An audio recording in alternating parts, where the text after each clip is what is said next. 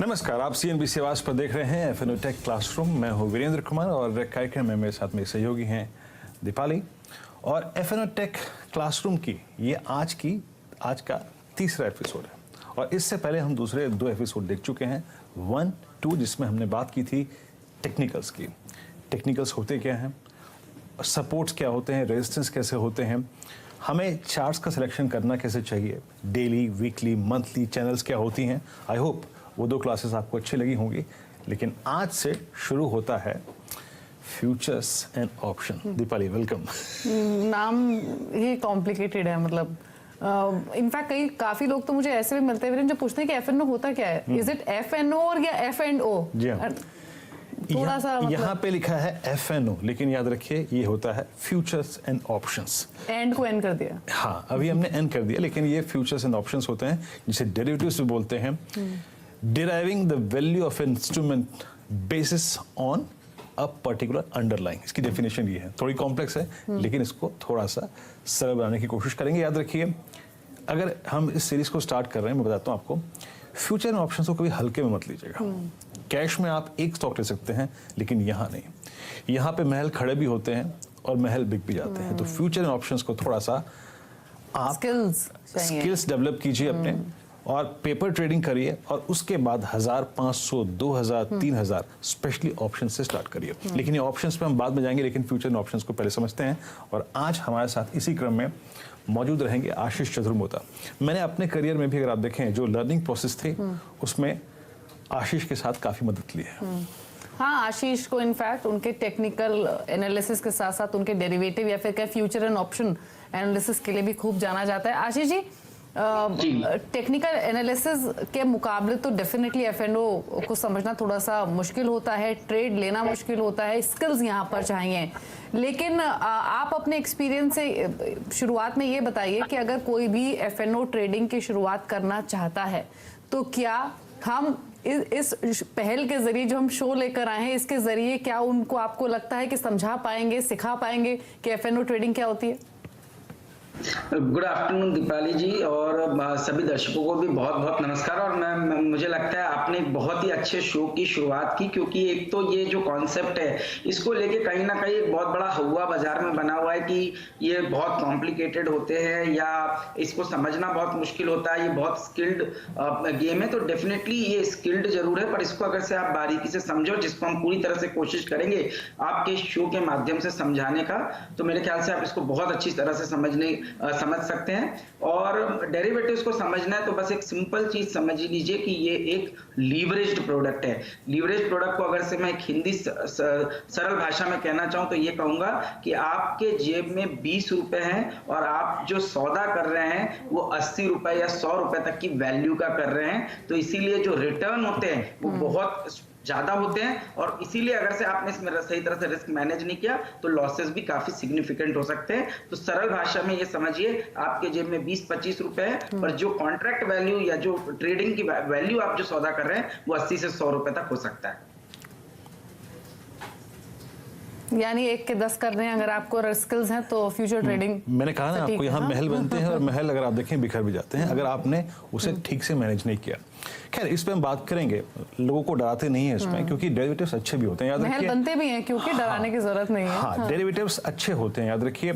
अगर डेरिवेटिव्स सिर्फ अगर आप देखें स्पेकुलेशन नहीं होती है, ये हेजिंग के लिए यूज किया जाता है। जब हम लेटर पार्ट में जब थोड़ा सा ऑप्शंस को सीखेंगे, लेकिन पहले हमें प्राइस को डिफाइन करने की जरूरत है। कॉन्ट्रैक्ट वैल्यू के बाद में आइए डायरेक्टर साहब, अभी छोड़िए इसको, पहले आते हैं हम फ्यूचर। इसके फ्यूचर। प्राइस को हम कोड कैसे करते हैं, ये डिटरमाइन कैसे हुआ? आशीष, फ्यूचर प्राइस आपने देख लिया, कैश में अगर आप देखें इस स्टॉक का भाव ये था, लेकिन एग्जैक्टली मार्केट फोर्सेस फ्यूचर का प्राइस तय कैसे करती हैं, इसको डिफाइन करिए।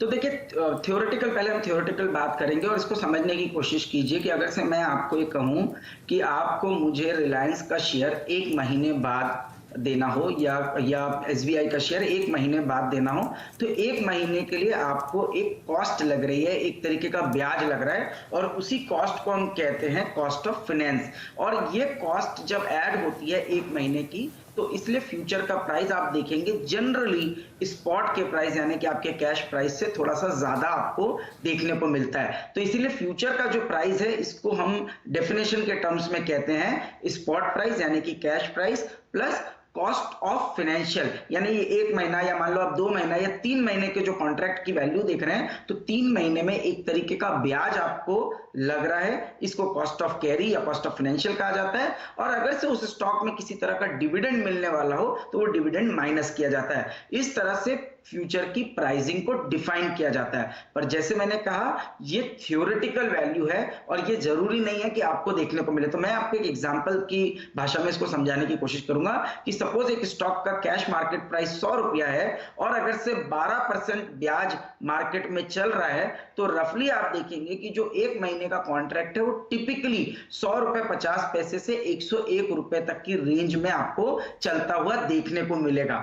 अगर से ये इससे बहुत ज्यादा है तो वहां आर्बिट्रेज की अपॉर्चुनिटी क्रिएट होगी जिसको हम बाद में समझाएंगे, या अगर से फ्यूचर के प्राइस स्पॉट के प्राइस से नीचे चल रहे हैं तो इसी को हम कहते हैं कि फ्यूचर्स डिस्काउंट में चल रहे हैं और उसके भी बहुत अपने मायने हैं। पर जैसे मैंने कहा वो एक रिवर्स आर्बिट्रेज की अपॉर्चुनिटी क्रिएट करता है। बट सही तरह से जो फ्यूचर की डेफिनेशन है थ्योरेटिकल भाषा में वो यही है, spot plus cost of carry minus dividend.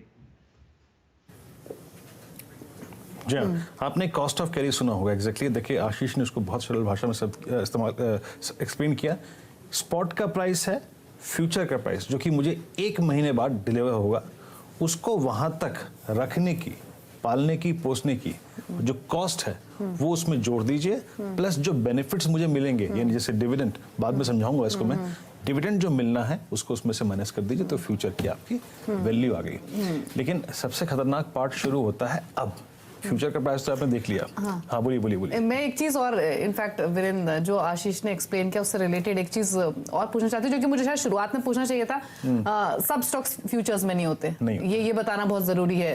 अगर कोई लेमैन या बिगनर हमारा ये शो देख रहा है, मेरे ख्याल से 200 के आसपास स्टॉक्स है जो फ्यूचर्स 147 है स्टॉक्स है जो कि फ्यूचर्स में है। और आमतौर पे आशीष उन्हीं स्टॉक्स का इंक्लूजन एफएनओ में समय समय पर होता रहता है। एनएससी डिसीजन लेता है जिनमें ज्यादा ट्रेडिंग एक्टिविटी होती है, जिनमें ट्रेडर्स का ज्यादा इंटरेस्ट होता है, या फिर कोई और क्राइटेरिया भी होता है शामिल होने का?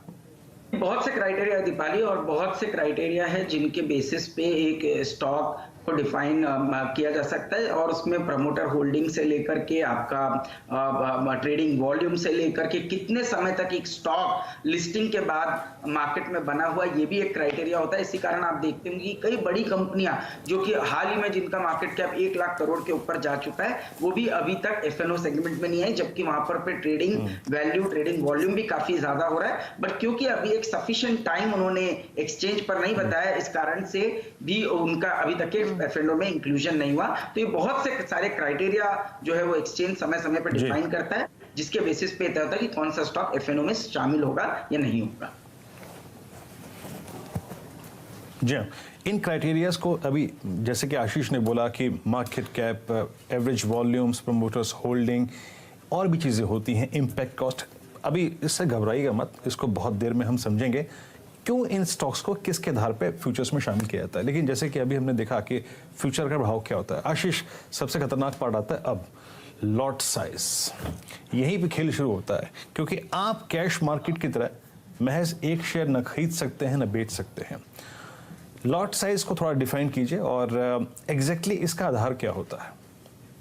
देखिए बहुत सिंपल है और इसको समझने की कोशिश कीजिए, कुछ भी कॉम्प्लिकेटेड नहीं है। जैसे कैश स्पॉट प्राइस में आप एक शेयर से लेकर के किसी भी क्वांटिटी तक जा सकते हैं। एफएनओ में या डेरिवेटिव्स में एक चीज को डिफाइन किया है कि एक स्टॉक का कितना वैल्यू ऑफ कॉन्ट्रैक्ट होगा। तो समझिए एक एग्जांपल के लिए कि कोई 100 रुपए का एक शेयर है और मोटा मोटी एक्सचेंज ने ये डिफाइन किया कि जो रेंज होनी चाहिए वो 6 से 8 लाख तक की एक कॉन्ट्रैक्ट की वैल्यू होनी चाहिए। तो ऐसी सिचुएशन में जो स्टॉक का लॉट साइज है वो 6000 से लेके 8000 शेयर तक का आपको देखने को मिल सकता है, जो एक्चुअली 6 लाख से 8 लाख की वैल्यू होती है। तो आपको जब भी इस स्टॉक को खरीदना होगा आपको इसी लॉट साइज में खरीदना पड़ेगा। सपोजिंगली ये तय हुआ कि इस स्टॉक का लॉट साइज 6000 शेयर का है और स्टॉक का प्राइस 100 रुपया है, तो जैसे मैंने कहा कॉन्ट्रैक्ट वैल्यू 6 लाख हुई। और जब आप ब्रोकर को या डीलर को फोन करेंगे और अगर से आपने उसको कहा कि XYZ शेयर का एक लॉट खरीदिए, तो इसका मतलब यह है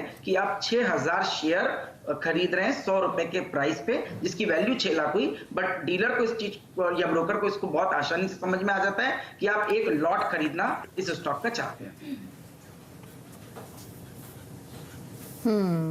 ठीक है, तो जो आशीष जी ने समझाया उससे क्लियर है, जो कि उन्होंने शुरुआत में भी कहा था कि आप ज्यादा वैल्यू की चीज कम पैसों में ले सकते हैं कुछ समय के लिए। आमतौर पे जब आप किसी स्टॉक की डिलीवरी लेते हैं तो उतना ही पैसा आपको देना पड़ता है, तब आप डिलीवरी लेते हैं। लेकिन फ्यूचर्स में आप एक निर्धारित समय के लिए कम पैसा देकर ज्यादा स्टॉक्स उठा सकते हैं। लेकिन कॉन्ट्रैक्ट वैल्यू, इस पर आप थोड़ा सा फोकस करते हैं। लॉट साइज हमें क्लियर हो गया, हर स्टॉक का अलग अलग लॉट साइज होता है। एक लॉट में किसी के 100 शेयर होते हैं, किसी के 75 शेयर होते हैं। मारुति का 75 शेयर आते हैं एक लॉट में, HDFC बैंक के 500 शेयर आते हैं एक लॉट में। तो सब स्टॉक्स का लॉट साइज अलग अलग होता है। लेकिन कॉन्ट्रैक्ट वैल्यू, थोड़ा सा इस पर फोकस कीजिए आशीष, समझाइए कॉन्ट्रैक्ट वैल्यू क्या होती है, कैसे इसका आकलन किया जाता है।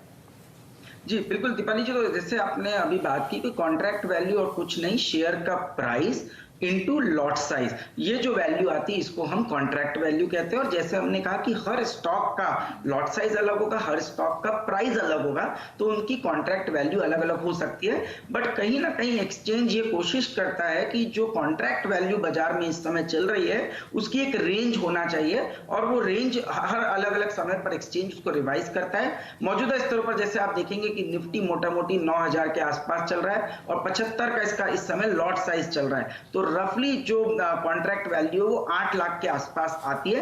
तो ज्यादातर जो स्टॉक है वो आप देखेंगे 7 लाख से 9 लाख की रेंज में आज के समय कॉन्ट्रैक्ट वैल्यू इन स्टॉक्स की चल रही है। But in simple definition contract value का मतलब है शेयर प्राइस, यानी शेयर का जो करंट मार्केट प्राइस है इनटू लॉट साइज। जी हाँ, देखिए कॉन्ट्रैक्ट वैल्यू हमने यहाँ पे इसलिए डिफाइन करी क्योंकि जब हम आगे जाके मार्जिन सिस्टम्स को समझेंगे और वहाँ इसकी रिलेवेंस काफ़ी ज़्यादा होती है। सिंपली अगर आप देखेंगे क्या होता है, CMP यानी जो मौजूदा प्राइस है इनटू लॉट साइज, आपका कॉन्ट्रैक्ट वैल्यू आ गया। याद रखिए कॉन्ट्रैक्ट वैल्यू, जैसे कि आशीष ने कहा, एक्सचेंज कोशिश करता है कि पूरे स्टॉक फ्यूचर्स की एक समान ट्रेजेक्टरी रखी जाए, यानी 6 से 7, 7 से 8 सिमिलरली, ताकि जब एक ही सर्कुलर निकाला जाए कि कल से स्टॉक फ्यूचर्स में मार्जिन बढ़ के इतने से इतना हो जाएगा, तो वो ऑटोमेटिकली सारे स्टॉक फ्यूचर्स पे अप्लाई हो जाए। लेकिन अब आती है सबसे बड़ी चीज़, जब हम फ्यूचर्स एंड ऑप्शंस की बात करते हैं तो सबसे बड़ी चीज़ जो कि हर जगह अप्लाई होती है, वो अप्लाई होती है फ्यूचर्स में भी और वो होती है ऑप्शंस में भी, और वो होता है OI, open interest, addition, subtraction, short covering, long unwinding, सब इस पर बेस्ड होती है। आशीष, डिफाइन कीजिए ओपन इंटरेस्ट को।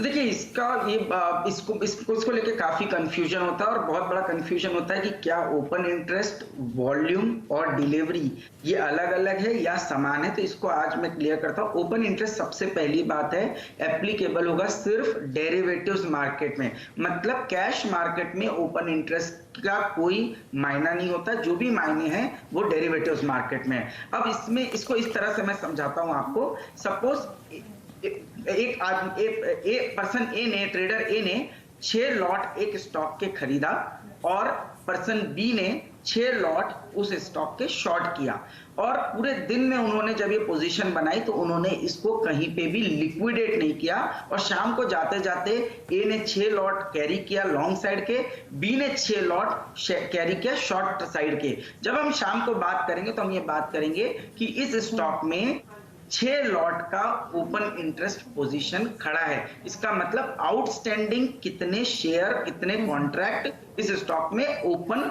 खड़े हैं। तो आपने देखा कि 6 लॉट बाय लॉन्ग साइड पे और 6 लॉट शॉर्ट साइड पे है। इसका मतलब ये नहीं हुआ कि ये 12 लॉट ओपन इंटरेस्ट के खड़े हो गए। मीनिंग ये है कि अगर से कोई किसी ने लॉन्ग बनाया तो किसी ने शॉर्ट बनाया है। हर एक लॉन्ग के सामने एक शॉर्ट पोजीशन खड़ी होती है और उसको हम ऐड नहीं करते, उसको अलग से देखते हैं और हम ये कहते हैं कि ये 6 लॉट की पोजीशन इस स्टॉक में ओपन इंटरेस्ट के तौर पर अभी खड़ी है।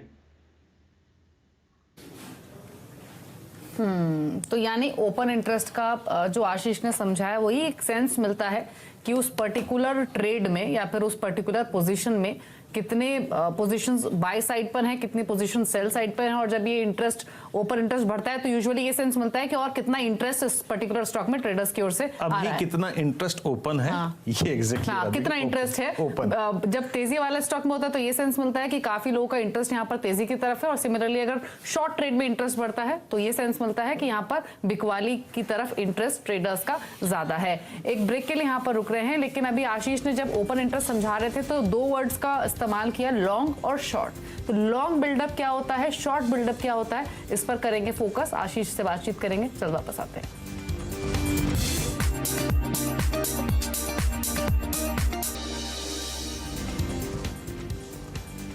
ब्रेक के बाद कार्यक्रम में आप सभी का फिर से स्वागत है। आप देख रहे हैं FNO टेक क्लासरूम और आशीष चतुर्वेदी आज हमारे साथ डेरिवेटिव्स को यानी वायदा बाजार को यानी फ्यूचर एंड ऑप्शंस को मार्केट को समझाने की कोशिश कर रहे हैं। अच्छा, ब्रेक से पहले हमने देखा कि एग्जैक्टली OI क्या होता है, फ्यूचर्स का प्राइस कैसे एग्जैक्टली डिटरमाइन होता है। एक और चीज़ कॉन्ट्रैक्ट वैल्यू भी हमने समझी, लेकिन एक बड़ी चीज़ होती है कि जो फ्यूचर स्पॉट से कभी कभी आगे भागता है और फ्यूचर कभी कभी स्पॉट के नीचे रहता है, यानी प्रीमियम और डिस्काउंट। आशीष थोड़ा सा एक्सप्लेन कीजिए प्रीमियम और डिस्काउंट को, इसको कैसे समझना चाहिए, रीड कैसे करना चाहिए, और इसका मतलब मार्केट फोर्सेस कर क्या रही हैं फ्यूचर के प्राइस के साथ, इसको थोड़ा डिकोड कीजिए।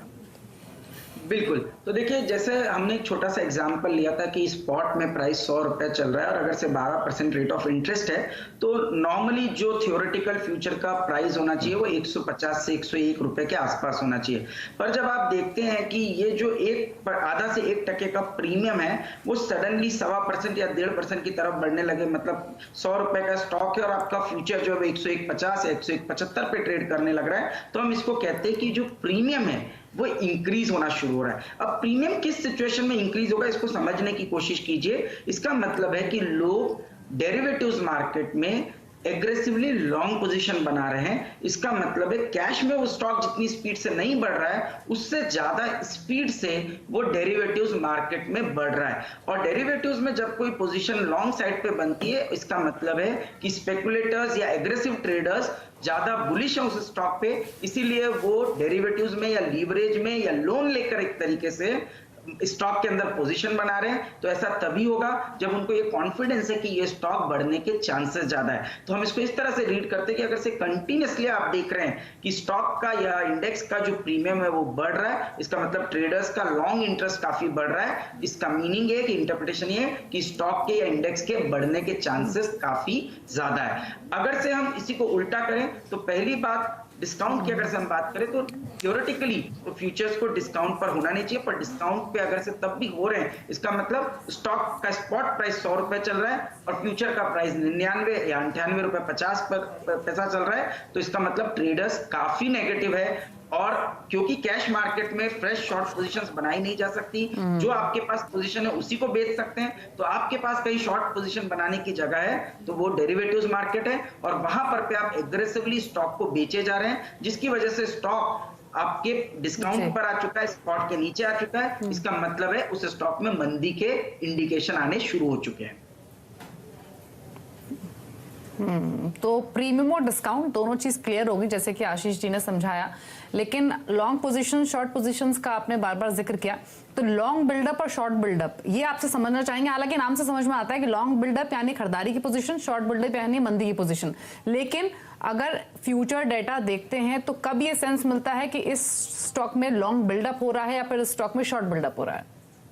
जी, तो यहाँ पर दीपाली बहुत कंफ्यूजन है लोगों को और आज इस कंफ्यूजन को मैं दूर करने की थोड़ी कोशिश करूंगा।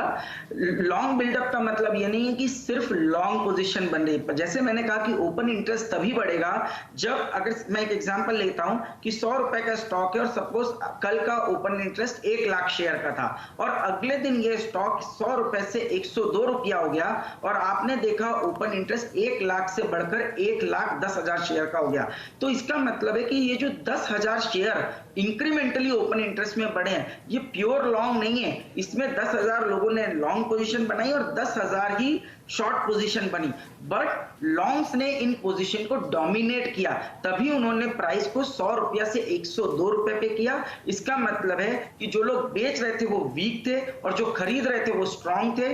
उन्होंने बढ़ते हुए प्राइस के अंदर में, इंक्रीज प्राइस के अंदर में पोजीशन को लिया और उसको कैरी फॉरवर्ड किया, इसीलिए ओपन इंटरेस्ट बढ़ा। अगर से वो कैरी फॉरवर्ड नहीं करते तो ओपन इंटरेस्ट नहीं बढ़ता, पर क्योंकि उन्होंने पोजीशंस को कैरी फॉरवर्ड किया, इसलिए आपका जो ओपन इंटरेस्ट था वो 1 लाख शेयर से 1,10,000 हुआ। हम इसको कहते हैं कि 10% ओपन इंटरेस्ट में इजाफा हुआ और प्राइस 100 रुपए से 102 हुआ, मतलब प्राइस में 2% की तेजी हुई। और इस फिनोमिना को हम कहते हैं लॉन्ग क्रिएशन या लॉन्ग बिल्डअप ऑफ पोजीशन। जी हाँ, तो याद रखिए ठीक इसी का अगर आप देखें जो इनवर्स कोरिलेशन होता है लॉन्ग का होता है शॉर्ट, यानी एक तरीके से लॉन्ग पोजीशन बिल्डअप हुई और एक में शॉर्ट यानी शॉर्टिंग यानी मंदी खेली गई। लेकिन आशीष ये जो एनालिसिस के और आकलन के जो 4 कोर फॉर्मूले होते हैं वो होता है एक लॉन्ग बिल्डअप जो आपने समझाया, एक होता है शॉर्ट बिल्डअप यानी मंदड़ियों ने डोमिनेट किया शॉर्ट बिल्डअप। थोड़ा सा आज एक शब्द जो कि जिसकी हम सबको बड़ी अगर आप देखें कहीं ना कहीं उम्मीद लगी रहती है बाजार में, शॉर्ट कवरिंग आ जाए यार किसी तरीके से। थोड़ा सा शॉर्ट कवरिंग और लॉन्ग अनवाइंडिंग इसको भी समझाइए, और शॉर्ट कवरिंग कैसे बाजार में थ्रस्ट जनरेट करती है ऊपर के साइड। जी, तो काफी इंटरेस्ट रहता है, मतलब लॉन्ग अनवाइंडिंग से ज्यादा अगर से कोई बहुत ही ज्यादा शॉर्ट आउट वर्ड है तो वो शॉर्ट कवरिंग, और इसके कारण है मैं आपको समझाता हूं।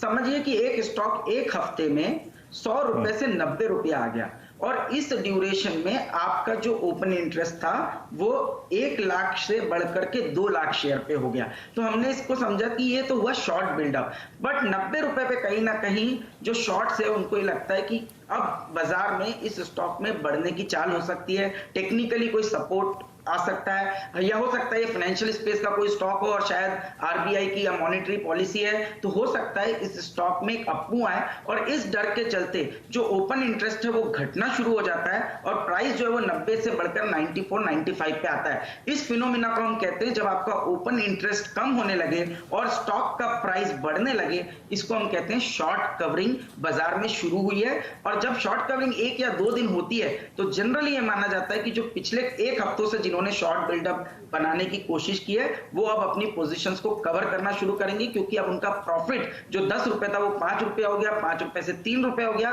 और एक ऐसा पॉइंट आता है जब उनको लगता है कि ये जो पूरा 3 रुपए भी कहीं मेरे हाथ से ना चले जाए, और तब इसलिए इस चलते वो अपनी सारी पोजीशंस को शॉर्ट्स को कवर करने की कोशिश करते हैं, जिसके चलते प्राइस में एक जबरदस्त अपमूव आता है। और इस प्राइस के शॉर्ट अपमूव को हम कहते हैं शॉर्ट कवरिंग का एक सिग्निफिकेंट अपमूव। और लॉन्ग अनवाइंडिंग भी सिमिलरली यही प्रोसेस होता है? जी बिल्कुल, तो जैसे मैंने कहा कि शॉर्ट कवरिंग में आपका जो प्राइस है वो नीचे से ऊपर आता है, लॉन्ग अनवाइंडिंग बिल्कुल इसी तरह से है, आपका प्राइस कम होता है और ओपन इंटरेस्ट भी कम होता है। इसका मतलब जिन्होंने पिछले कुछ दिनों से लॉन्ग पोजीशन बनाई, स्टॉक उनके डायरेक्शन में चला गया, अब उनको लगता है बहुत अच्छा मूव मिल चुका है, it's time to book profits, तो उनकी ओपन इंटरेस्ट की पोजीशन कम होती है और प्राइस भी धीरे धीरे कम होना शुरू होता है। इस प्राइस कम को हम इसलिए मंदी के तौर पे नहीं देखते, इसको एक न्यूट्रल डायरेक्शन माना जाता है कि भाई ये स्टॉक सिर्फ इसलिए टूट रहा है कि लोगों ने पिछले कुछ दिनों में लॉन्ग पोजीशन बनाई थी, पैसा बन गया, अब वो अपने घर अपना पैसा को लेके जाना चाहते हैं, तो जो ओपन इंटरेस्ट की पोजीशन है वो थोड़ी कम होगी, प्राइस भी थोड़ा सा कम होगा। तो बहुत ही अच्छे तरीके से आशीष ने यहाँ पर समझाया open interest, long position, long unwinding और similarly open interest, short buildup और शॉर्ट कवरिंग, तीनों कैसे इंटरलिंक्ड हैं और तीनों का इम्पैक्ट क्या होता है किसी भी स्टॉक मूवमेंट पर। एक शुक्रिया आशीष इस शो में आप आए, लेकिन आगे के लिए अभी तो इनफैक्ट फ्यूचर्स की क्लास शुरू हुई है और क्या मानना पड़ेगा वीरेंद्र कि आशीष जी ने बहुत अच्छे तरीके से समझाया। अगर कोई बिगनर या फिर कोई लेमैन इसको देखेगा तो उनको समझ में आ पाएगा कि हाँ एग्जैक्टली फ्यूचर ट्रेडिंग क्या होती है। लेकिन अभी तो शुरुआत है, मेरे ख्याल से अभी तो लिस्ट काफी लंबी है। अभी एग्जैक्टली फॉर्मूला क्या था डेरिवेटिव्स को ट्रेड करने का, यानी फ्यूचर का भाव कैसे आता है, प्रीमियम डिस्काउंट एग्जैक्टली क्या होता है, लॉन्ग शॉर्ट, शॉर्ट कवरिंग और लॉन्ग अनवाइंडिंग क्या होती है। अब आएंगे ट्रेडिंग पर, अगला एपिसोड होगा कैसी है। हाँ, हमारे पास याद रखिए हम अपनी चर्चा को अभी तक सिर्फ फ्यूचर तक सीमित रखेंगे, ऑप्शंस में का नहीं भी जिक्र नहीं किया जाएंगे। है। फ्यूचर्स कहाँ ट्रेड कर सकते हैं, स्टॉक फ्यूचर्स, इंडेक्स फ्यूचर्स क्या होते हैं, ड्यूरेशन कितनी होती है, कितने समय के लिए आप ये पोजीशन ले सकते हैं, इस सब पर हम फोकस करेंगे अगले एपिसोड में। आशीष भी हमारे साथ बने रहेंगे। फिलहाल FNO टेक क्लासरूम में इतना ही। नमस्कार।